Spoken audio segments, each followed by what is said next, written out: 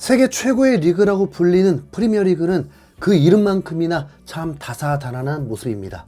올 시즌 에버튼의 승점 삭감에 이어서 또 한 팀이 승점 4점이 깎이는 징계를 받은 건데요. 바로 브레넌 존슨의 전 소속팀인 노팅엄 포레스트가 징계 주인공이 됐습니다. 기존에는 승점 25점으로 노팅엄과 동률이었지만 이번에 4점이 깎이면서 승점 21점으로 루턴타운보다 더 낮아졌죠. 사실 리그 우승이나 챔스 진출 같은 상위권 경쟁과는 전혀 관련이 없는 이야기지만 시즌 막판에는 오히려 강등권 싸움이 더 과열될 때가 많거든요.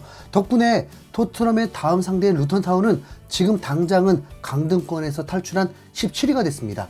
최근 프리미어리그 사무국은 재정 관련 규정을 엄격하게 적용하기로 결심한 모습인데, 이번에 노팅엄은 리그에서 강조하는 수익성 및 지속 가능성 규정을 어겼다는 이유로 승점이 깎이는 징계를 받았습니다. 이 규정은 쉽게 설명하자면 프리미어리그 구단들이 지나치게 많은 빚을 지고 운영하는 걸 막는 내용인데요. 한도 없이 손실을 낼 수 있도록 내버려 두면 부자 구단들에게 유리해지는 동시에 돈이 없는 구단들은 파산까지 갈 수도 있다 보니까 한 구단이 3년 동안 최대 1억 500만 파운드, 한화로는 1785억 정도의 손해만 볼 수 있도록 한계를 정한 규정입니다. 연간으로 따지면 595억 원 정도고요. 노팅엄은 올 시즌에 최대 6100만 파운드까지 손실을 감당할 수 있는 상황이었는데, 이 한도를 3450만 파운드나 초과하면서 결국 승점 4점이 삭감됐습니다.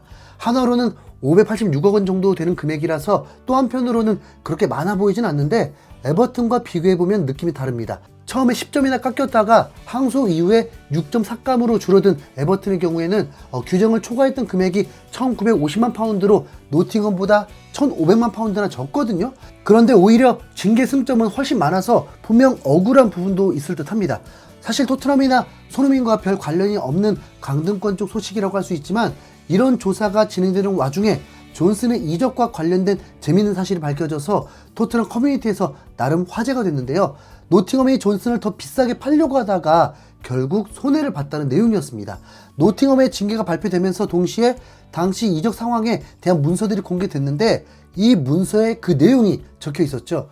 토트넘 전문 매체인 스퍼스 워치가 요약한 내용을 읽어보면, 프리미어리그 위원회의 공식 보고서에 따르면 2023년 6월 말에 아틀레티코 마드리드가 브레넌 존슨에게 5천만 유로를 제시했지만 노팅엄은 6,500만 유로를 요구하며 거절했다. 그러나 결국 노팅엄은 4,750만 파운드를 분할 지급으로 조건으로 존슨을 토트넘에 매각했다라면서 존슨을 더 비싸게 팔려고 하다가 규정 위반이라는 첨사가 일어났다고 하네요.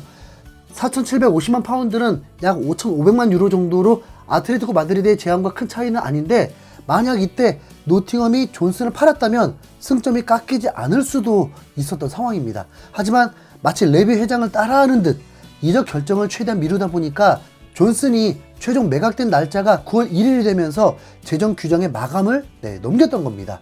이걸 보면 짠돌이짓도 아무나 할 수 없는 나름대로 전문적인 영역이긴 합니다.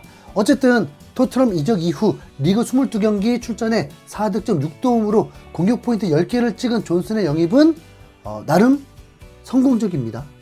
지난 시즌 노팅엄에서는 8득점 3도움이었는데 토트넘으로 와서는 득점이 반으로 줄어든 대신 도움이 2배로 늘어난 모습이죠.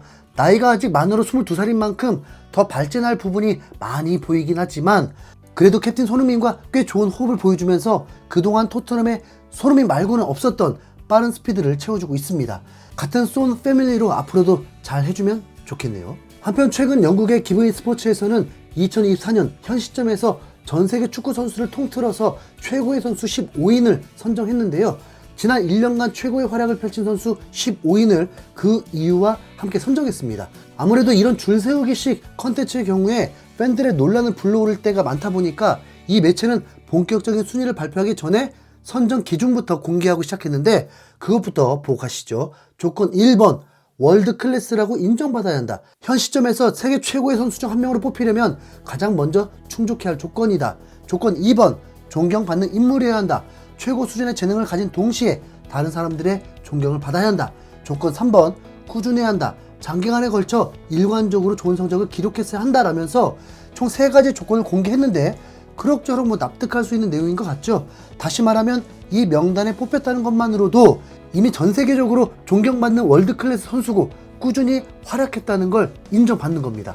이어서 어떻게 이 조건을 완수했는지 그 근거에 대해서도 설명했는데, 후보 선수들에게는 왜 뽑혔는지에 대한 명확한 증거가 필요한데, 득점, 도움, 클린시트, 실제 경기 분석은 물론 어떤 수준에서 경쟁했는지도 중요하다. 선수의 능력치와 현재 폼, 전반적인 영향력은 필수적인 고려사항이지만 진정한 엘리트 선수라고 주장하기 위해서는 트로피를 획득하는 것이 핵심적이다 라면서 통계적인 활약뿐만 아니라 실제 경기 모습, 거기에 수상 경력까지 확인했다고 하네요. 네. 앞선 모든 조건들을 떠올려보면 손흥민이 탑 10 안에 들고도 남을 것 같은 느낌인데, 막판에 트로피 얘기가 있다 보니까 어쩔 수 없이 살짝 작아지는 감이 있는데요. 탑5 명단을 먼저 공개하자면 1위가 맨시티의 홀란, 2위는 마이애미의 메시, 3위는 레알 마드리드의 벨링엄이었고 4위와 5위 모두 맨시티 소속의 미드필더 데브라이너와 로드리였습니다. 아무래도 지난 시즌 3관왕을 한 맨시티 선수들이 수상 경력이란 측면에서 매우 큰 점수를 받아서 이런 결과가 나온 듯 합니다. 이어서 6위는 음바페, 7위가 케인이었는데 커리어 내내 무관으로 탑 10 안에 든 선수는 케인이 유일했습니다. 지난 시즌 무관에 그친 리버풀의 살라가 10위로 탑 10의 마지막을 장식했고, 손흥민은 전체 12위로 선정됐죠. 전 세계 탑 11위까지 중에 우승 경력이 없는 건 손흥민과 케인뿐이라는 게 뭔가 충분히 대단하면서도 씁쓸하긴 하네요. 네. 참고로 손흥민 다음 13위는 호날두였는데 작년에 아랍클럽 챔피언스컵에서 우승을 했지만 그래도 손흥민에게 밀리는 모습이었습니다. 분명 경쟁을 하는 수준도 중요하다고 했는데 아무래도 사우디리그는 유럽리그에 비해서 아직 수준이 부족한 건 사실이다 보니까 우승 트로피가 있는 호날두보다 손흥민이 현 시점 더 훌륭한 선수라고 평가하면서 순위가 이렇게 된 겁니다. 최근 호날두가 어이없는 득점 실패로 아침에서 8강에서 탈락한 거 아시죠? 네. 손흥민의 명실상부 월드클래스 인정. 네. 태국전을 앞두고 매우 뿌듯한 소식인데, 한편 손흥민은 어제 인천공항을 입국하면서 평소와는 사뭇 다른 모습을 보였습니다.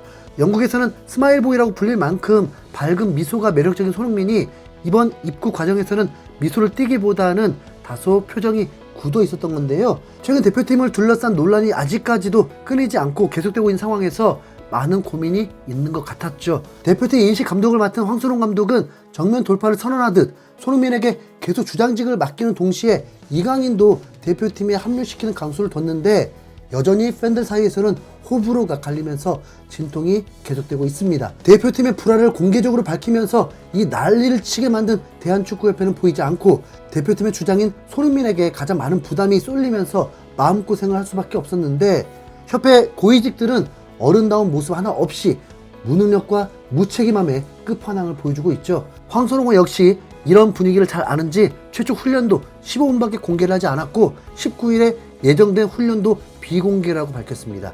책임을 져야 할 협회가 묵묵부담인 가운데 한 사람의 팬으로서 손흥민에게 최고의 응원은 아마도 변함없는 신뢰와 지지일 것입니다. 대한민국의 캡틴 손흥민을 응원합니다. 이상 흰수염고래였습니다. 감사합니다.